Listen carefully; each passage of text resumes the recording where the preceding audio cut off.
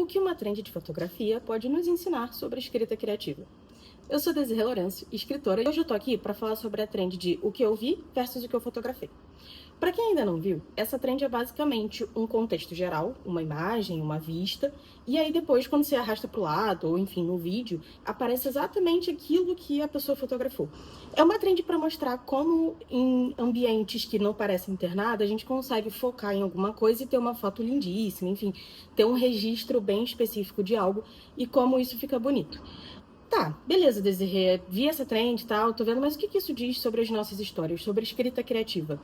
Isso mostra o poder de um ponto de vista, o poder de escolher um ângulo certo. Deixa eu te fazer uma pergunta.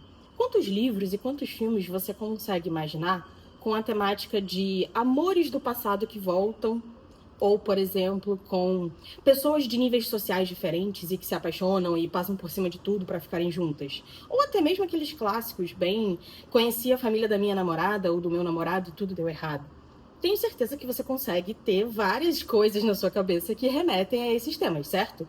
Então quer dizer que eu nunca mais posso escrever um livro sobre um amor do passado que volta? Não! A diferença é que a gente precisa encontrar um ângulo específico, um ponto de vista único. Algo que eu vou usar o mesmo contexto, mas com um foco específico. Então, não sei, vamos supor, eu estou falando de amores do passado, mas eu posso falar sobre amores do passado que retornam depois de uma guerra. Posso falar sobre amores do passado que retornam depois de uma viagem em que um avião caiu e todo mundo achou que as pessoas tinham morrido e elas estavam numa ilha perdida. Olha aí, entendeu?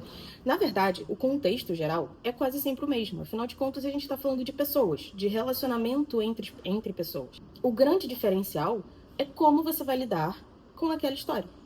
Então, se você tá aí preocupada sobre, meu Deus, eu quero escrever um Friends to Lovers, ou um Enemies to Lovers, ou uma história que parece algo que eu já vi antes, tá tudo bem.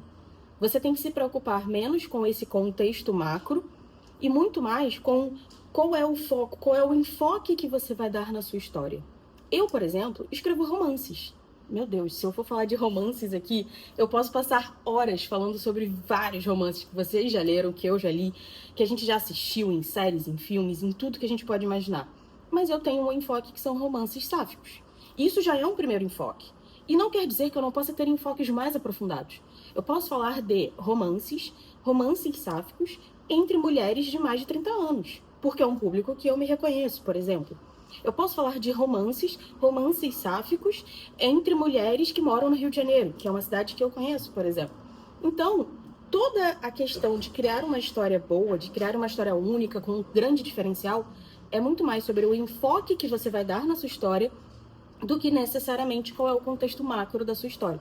Então, fica tranquila. Pode escrever o seu romance, pode escrever o seu Enemies to Lovers, pode escrever o seu Friends to Lovers, pode escrever a trope que você quiser, contanto que ela tenha um enfoque único, que ela tenha aquele tchan que só você pode dar. Esse é o ponto de vista único das histórias que faz elas serem memoráveis, que faz elas serem diferentes de todas as outras.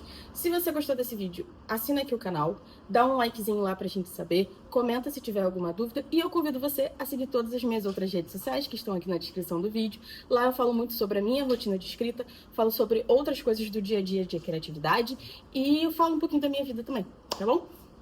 Beijo e até a próxima!